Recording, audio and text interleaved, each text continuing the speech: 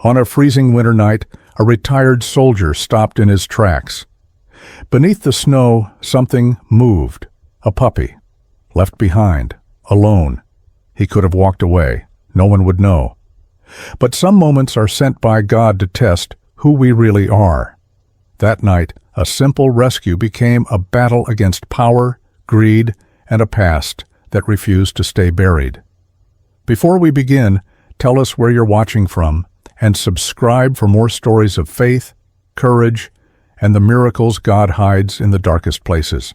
Winter pressed Spokane into stillness.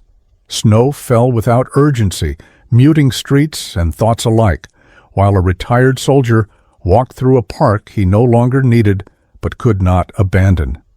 James Walker had learned to live inside silence, not the peaceful kind people imagined when they escaped cities for cabins or frozen lakes, but the dense, ringing quiet that followed violence long after it ended. Retirement had not softened it. If anything, it had given the silence more room to stretch and settle. At 45, James no longer told himself he was adjusting. He had adjusted. This was the shape of his life now. Short shifts, a modest apartment, and long walks at night, when the world felt stripped of pretense. Winter helped. Snow simplified things, covered mistakes, erased tracks. He told himself he walked to stay warm. That was a lie. He walked because stopping meant thinking, and thinking meant remembering. Riverside Park lay empty, just as he expected. No joggers, no couples, no parents hurrying children home. Only bare trees clawing at the sky and benches half buried like forgotten markers of another season.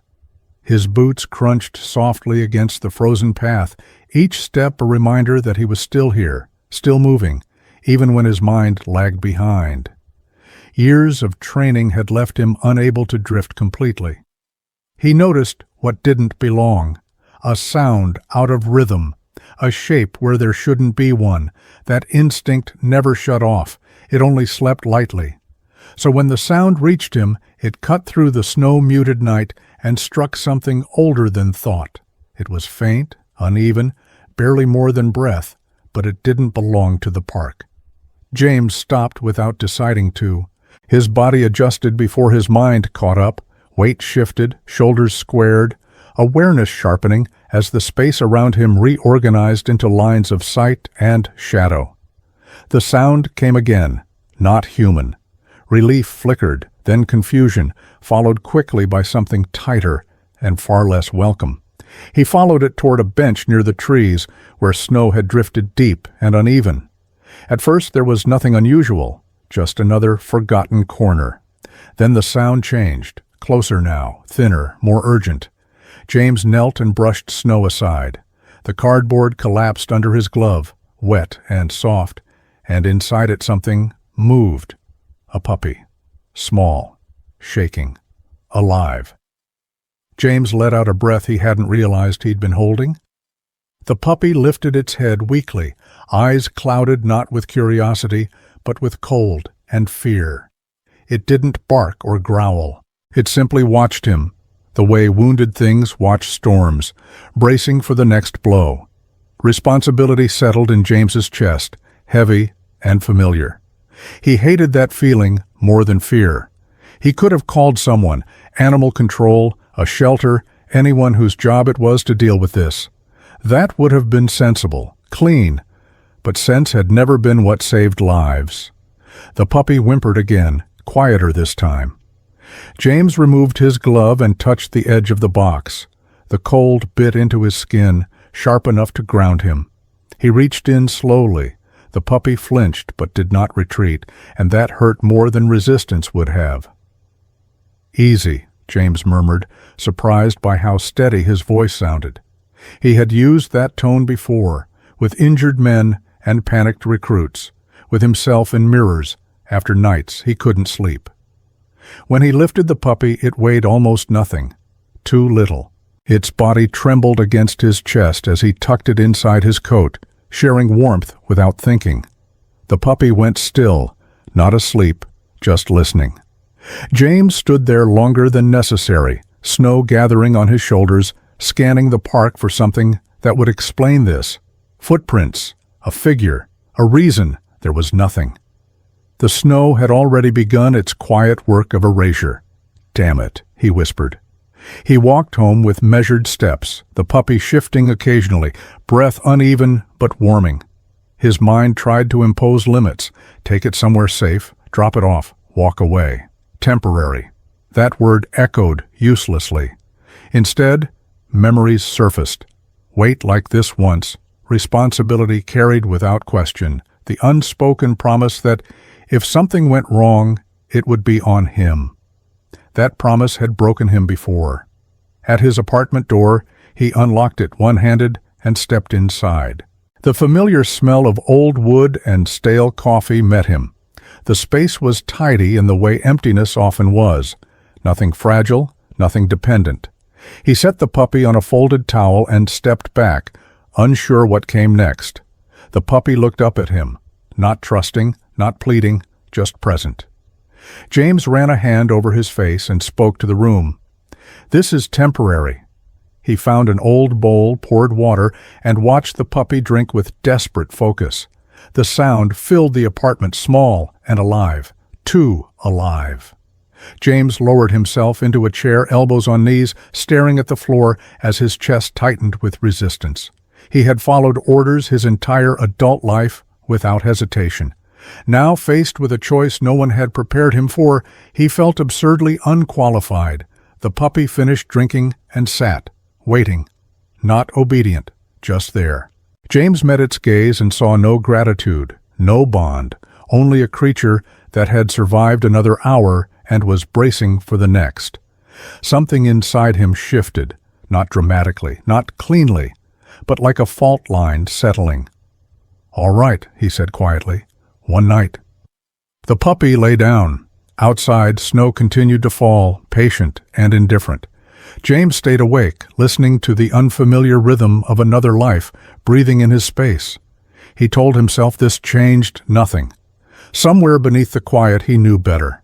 Morning crept into Spokane beneath a pale winter sky, the cold lingering indoors as much as it did outside, turning a small apartment into a quiet proving ground neither man nor animal had chosen. James Walker woke before the alarm he no longer needed, the habit ingrained deeper than memory, his body surfacing from shallow sleep the way it always did, alert and braced. And for one disorienting second, he expected the familiar weight of absence, the empty room confirming that nothing depended on him. Then he heard it. Not a sound exactly, more a presence, a faint shift of air and breath that did not belong to the apartment before last night. His eyes moved first, then his thoughts, and he saw the puppy curled on the towel near the chair, awake, watching, not demanding anything, not trusting either, simply aware. The sight tightened something behind his ribs, a quiet pressure that had nothing to do with fear and everything to do with responsibility. James stayed where he was for a moment, testing himself, waiting for the reflex to pull back, to restore the careful distance he had built his life around, but it did not come. Instead, there was a different sensation, unfamiliar and unsettling, a sense that the room itself had changed shape overnight. He sat up slowly, careful not to startle the puppy, and ran a hand over his face, feeling the grit of exhaustion and the dull ache behind his eyes. This was exactly the kind of situation he had spent years avoiding, the kind that did not come with clear objectives or exit plans. In the field, uncertainty could be mapped, anticipated, controlled. This was something else. The puppy shifted when James stood, a subtle movement, instinctive rather than deliberate, and James noted it automatically, the way he once tracked the reactions of men under stress. Not fear exactly, not trust either, but awareness sharpened by experience.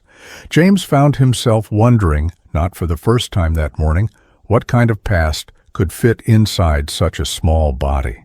He poured more water into the bowl, set it down, and watched the puppy drink, slower now than the night before, less frantic.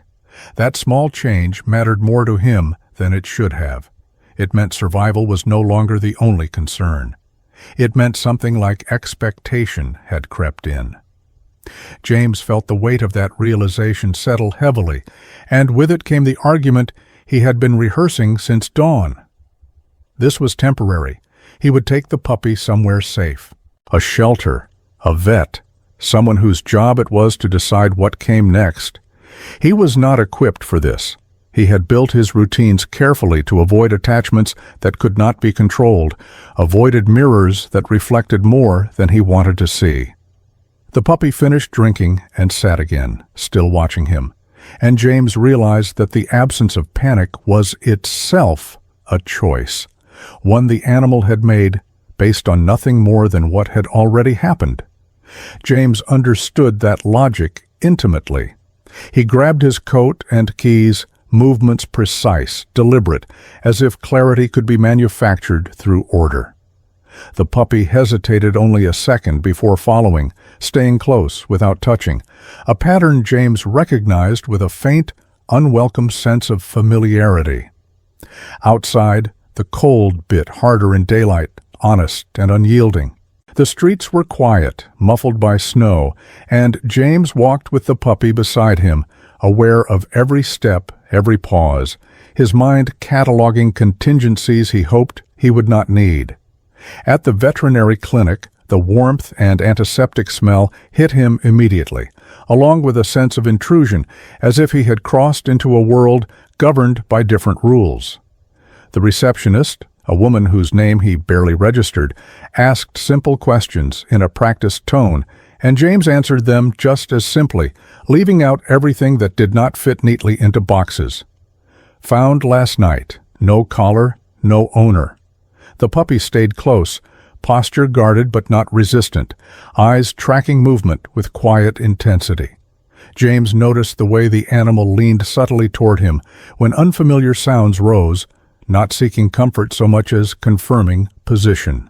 The exam room was small and bright, and when the veterinarian entered, James felt the old reflex flare, the instinctive assessment of threat that no longer had a place here.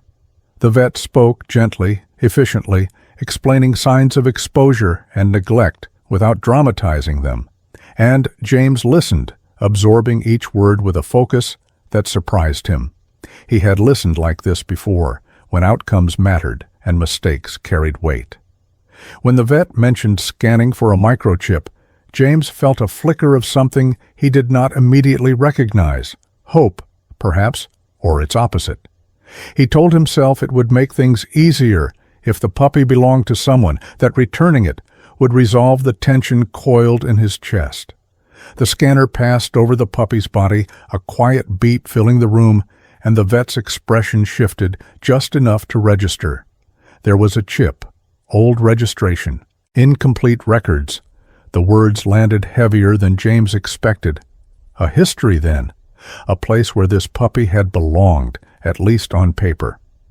The vet explained what that could mean, the possibilities left deliberately vague, and James nodded, already feeling the familiar tightening in his gut that preceded complications. Paperwork followed, brief and procedural, and then they were back outside, the cold sharper now, as if the world had noticed the pause.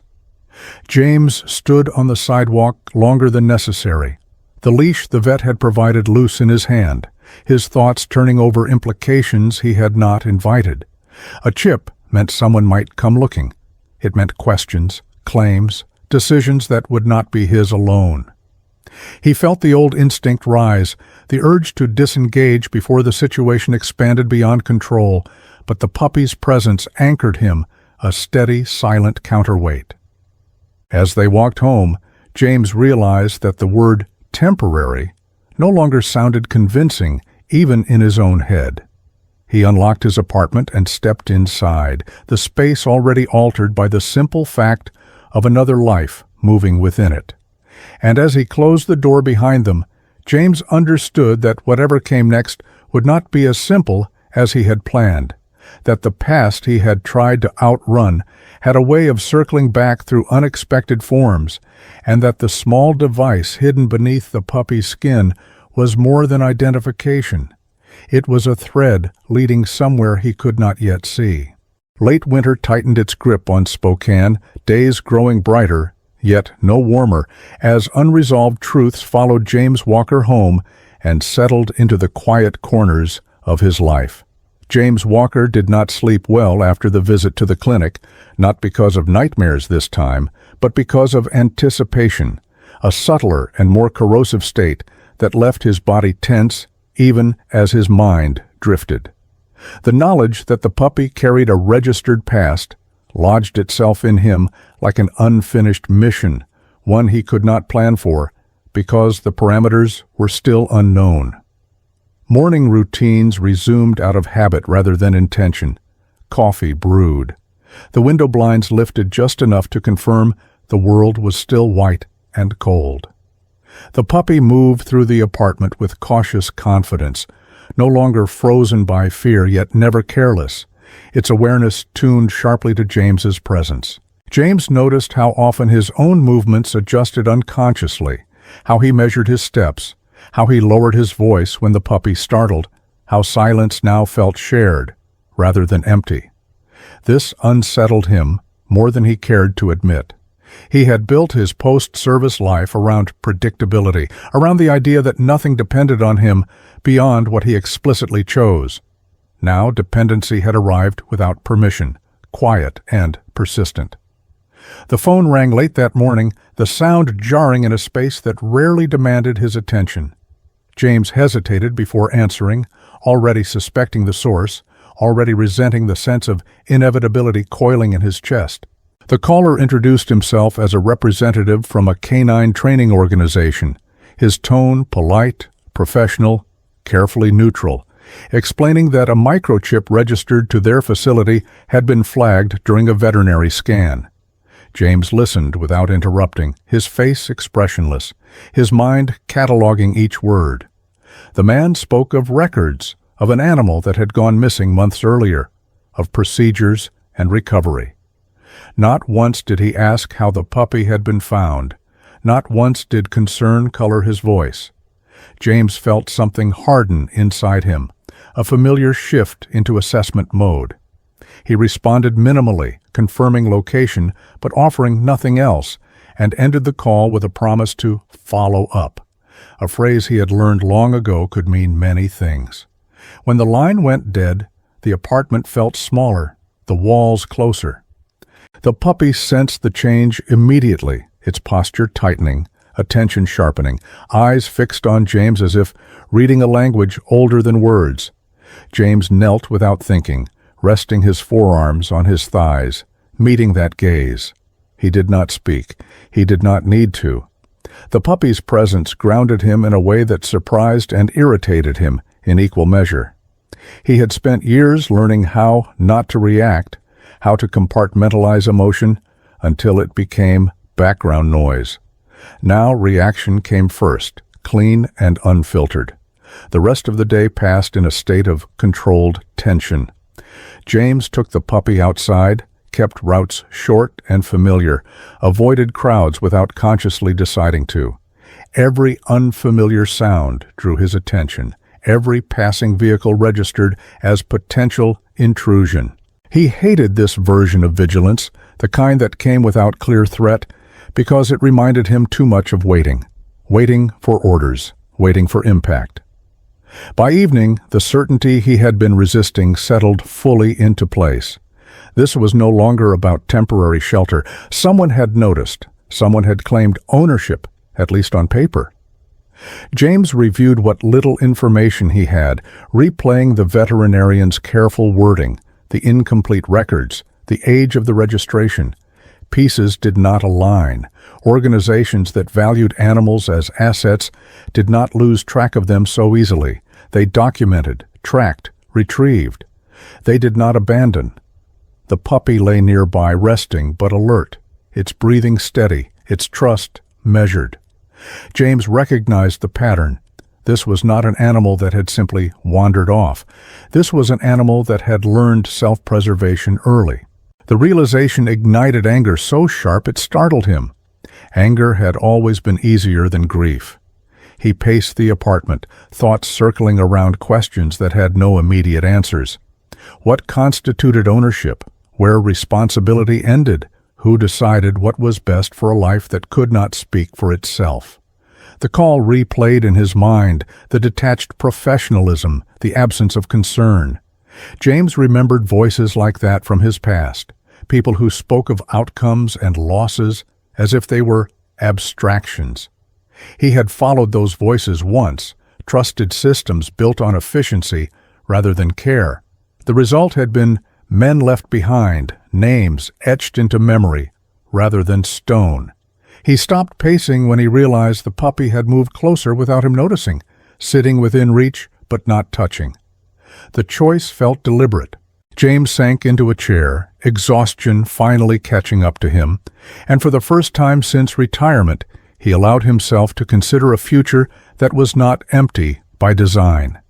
It frightened him more than combat ever had. That night, another call came, this one more direct. The same organization, a different voice, firmer now, referencing policies, legal ownership, retrieval protocols. James listened in silence, his jaw tightening. When the caller suggested a handover, James felt the line inside him finally snap into clarity. He responded calmly, stating facts only, the condition in which the puppy had been found, the lack of any immediate search, the evidence of neglect documented by a licensed veterinarian. He did not accuse, he did not threaten, he simply refused to agree. The call ended without resolution, the tension unresolved but unmistakable. James stood in the dim light of the apartment, phone still in his hand, aware that a line had been crossed. The puppy rose and pressed closer, not in fear but in alignment, as if recognizing a decision even before it was spoken aloud. James rested his hand on the floor between them, not touching, just present. He understood now that whatever came next would not be handled quietly, that systems would assert themselves, that pressure would increase. He also understood something else, something simpler and far more dangerous. He was no longer neutral. As the city outside settled into another frozen night, James Walker accepted that the past had not followed him here by accident, and that the small life sharing his space was about to pull him into a confrontation he could not walk away from, one that would demand he choose between compliance and conscience. Winter hardened Spokane into something brittle, the snow no longer softening edges but sharpening them, as pressure that had stayed distant finally arrived at James Walker's door. The knock came in the early afternoon, firm and deliberate, not the kind that carried uncertainty or apology, and James knew before he reached the door that avoidance was no longer an option. He felt the puppy register the sound instantly, posture shifting, attention narrowing, instincts rising like a held breath, and that reaction settled something inside James even before he turned the handle. The man outside introduced himself with a practiced calm, a representative of the training organization whose calls James had refused to return, his words precise, clipped, framed as procedure rather than confrontation. He spoke of recovery, of misplaced assets, of cooperation, never once acknowledging the reality of how the puppy had been found. James listened, face still, mind cataloging every omission. He invited the man inside not out of courtesy, but control, unwilling to have the exchange spill into the open, where witnesses could be shaped into leverage. The apartment felt smaller, with another presence in it, the air subtly altered, and James noticed how the puppy positioned itself, not hiding, not aggressive, simply aligned with him, tracking the stranger with quiet intensity, born of experience rather than training. The representative explained timelines, referenced documents James had not seen, and spoke with the confidence of someone accustomed to compliance. James responded evenly, recounting the condition in which the puppy had been discovered, the documented neglect, the absence of any active search, his words stripped of emotion, facts laid out like coordinates. The man's patience thinned, professionalism giving way to irritation, and with it came the first hint of threat, couched in legal terminology and implied consequences. James recognized that tone. He had heard it before in rooms where power assumed inevitability. He did not raise his voice. He did not argue. He stated simply that the puppy would not be released without formal review, that any claim of ownership would have to withstand scrutiny. The silence that followed was heavy, charged, and the man's eyes flicked briefly toward the puppy, not with concern, but assessment. That look was enough. It confirmed what James had already suspected. This was not about recovery. It was about control. When the representative left his promise to return back by policy rather than force, James closed the door and leaned against it, the strain finally seeping through his composure. The puppy remained where it was, calm but alert, its presence anchoring him as the implications settled fully. This had escalated. What had begun as a rescue was now a dispute, one that would draw lines James had hoped never to redraw. He spent the rest of the day preparing without quite admitting it to himself, gathering documents from the veterinarian, noting dates, writing down details before memory could blur them, his movements methodical, his thoughts sharp. Preparation was familiar territory. It was where fear transformed into function. As evening fell, James took the puppy out for a short walk, choosing routes he could see clearly, avoiding corners and shadows, not because he expected an attack, but because caution had become instinct again. The city felt different now, less indifferent, as if awareness itself had weight. Back inside, James sat at the small table, phone in his hand, staring at a number he had not dialed in years. A former teammate, now a lawyer, someone who understood both systems and the spaces between them. James hesitated, the old reluctance surfacing, the aversion to asking for help rooted deep in habits forged by necessity. The puppy shifted closer, settling near his feet, not seeking reassurance, simply choosing proximity. And that quiet choice tipped the balance. James made the call. The conversation was brief, measured, the kind that carried history without indulging it. He explained the situation, listened to the response, and felt a grim confirmation settle in. The organization had resources, influence, time. This would not resolve quietly. When the call ended, James felt neither relief nor dread, just clarity. The path ahead was narrowing, choices collapsing into fewer, heavier options. That night, sleep came fitfully. James lay awake, listening to the steady rhythm of another life sharing his space, thoughts circling the same questions. At what point did rescue become obligation? When did possession lose meaning in the face of harm? He remembered missions where objectives had conflicted with reality, where following orders meant abandoning what could not be justified later. He had learned then that lines crossed in silence still left marks. Sometime before dawn the puppy stirred, sensing his wakefulness, and James reached out, resting his hand nearby, not touching, just there. He knew the organization would return, perhaps with paperwork, perhaps with authority dressed as inevitability. He also knew he would not step aside easily.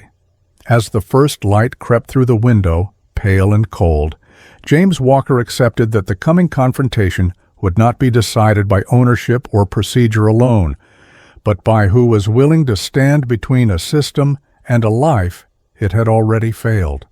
Winter loosened its grip on Spokane at last, snow retreating into gray slush as the city moved on, unaware that a quiet battle was reaching its end inside a courthouse and a small apartment it had never noticed. James Walker sat in the narrow hallway outside the hearing room with his hands folded, posture straight, not from discipline, but from habit, the kind that never leaves even when the uniform does. The puppy rested beside him, calm in a way that did not come from comfort, but from recognition, as if it understood that this place, like the night in the park and the apartment afterward, was another threshold where outcomes were decided. James felt the familiar pull of anticipation again, but this time it was different. It was no longer the corrosive waiting of uncertainty, but the grounded stillness that came when all preparation had been exhausted, and nothing remained but truth. The legal process had unfolded with the same sterile efficiency James remembered from briefings long ago.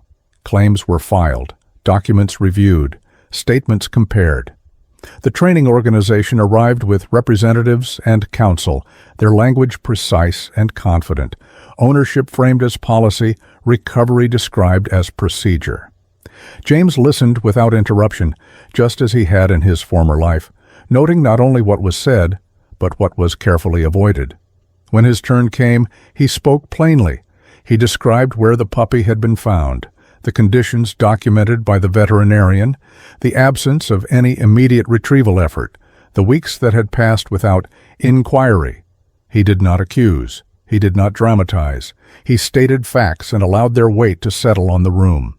The puppy remained still throughout, attention focused, presence steady, and James felt an unexpected steadiness mirror itself inside him. He realized then that he was no longer arguing for possession. He was bearing witness. The lawyer he had contacted, a former teammate shaped by different battles but bound by the same understanding of consequence, framed the argument simply. Ownership carried responsibility. Abandonment nullified claim. The organization responded with protocols and exceptions, but their words sounded hollow even to themselves, echoes of a system trying to outrun its own omissions. The decision came quietly, without ceremony. The claim was denied. Custody remained with James. There was no victory declared, no visible shift in posture from the opposing side, only a tightening that suggested loss measured in reputation rather than care. James acknowledged the ruling with a nod and nothing more. Relief arrived slowly, cautiously, as if unsure it was welcome. Outside, the air felt different, lighter without being warm, and James walked with the puppy at his side, steps unhurried, mind clear in a way it had not been in years. The city continued around them, indifferent, and James found comfort in that indifference. Back at the apartment, life resumed without fanfare. There were no speeches, no grand acknowledgments. James stored the paperwork in a drawer he rarely used and placed the leash on its hook. The puppy moved through the space with quiet confidence now, no longer merely surviving, but existing, its awareness still sharp, but no longer edged with fear. James watched this change with a mixture of gratitude and humility. He knew enough not to mistake the absence of threat for the end of consequence. What had been broken could not be erased simply by outcome, but it could be answered. Days passed, then weeks. Winter receded. James adjusted his routines without consciously deciding to. Morning walks lengthened. Sleep deepened. The nightmares, once constant, became intermittent, then rare. He noticed that when they did come, they loosened their grip faster, chased away by the steady presence of another living thing breathing in the same room. He did not name this as healing. He did not trust words like that. He thought of it instead as balance, a recalibration long overdue. One afternoon, James returned to Riverside Park. The snow was gone, revealing paths worn smooth by countless footsteps, benches no longer half-buried, but simply old. He stopped near the place where the cardboard box had collapsed under his glove months earlier. There was nothing to mark it now, no scar, no sign. The puppy stood beside him, alert but relaxed, the park registering as environment rather than threat. James felt the full arc of what had brought them here settle into perspective. The rescue had not been a moment of heroism. It had been an interruption, an intrusion into a life carefully constructed to avoid exactly this kind of connection. And yet, standing there, James understood that avoidance had never protected him from damage, only from repair. He left the park without ceremony, the chapter closed not by decision, but by completion. Back home, the apartment felt less like a shelter and more like a place inhabited by intention. James prepared a simple meal, moved with ease, spoke aloud once or twice without realizing it. The puppy listened, not because it understood the words, but because tone carried meaning enough. That night, James sat in the quiet and considered the strange symmetry of it all. He had spent his life trained to extract value from chaos, to secure objectives, to leave before attachments could complicate orders. Now, in the absence of orders, he had found purpose not in extraction, but in protection. The puppy slept nearby, breathing steady, past wounds carried, but no longer defining. James felt the final weight settle, not as burden, but as acceptance. Some things, he realized, were not meant to be returned, reclaimed, or owned. Some things, once abandoned, found their way back only to choose differently. And in that choice, James Walker, retired soldier, found the quiet, enduring truth he had been missing all along. Sometimes miracles do not arrive with thunder or light. Sometimes God sends them quietly, wrapped in need, crossing our path on an ordinary day, asking only one question: will you stop or will you walk away? In everyday life, we are all given moments like this, chances to choose compassion over comfort, responsibility over indifference, love over fear. Not every miracle changes the world, but every small act of mercy can change a life, and in doing so, it often changes our own.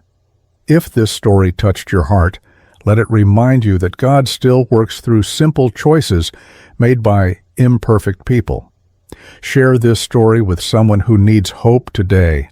Leave a comment about what moved you most, and subscribe to the channel so these stories can continue to reach those who need them. May God bless you, protect you, and guide you and your loved ones in your daily lives, and may His quiet miracles find you exactly when you need them most.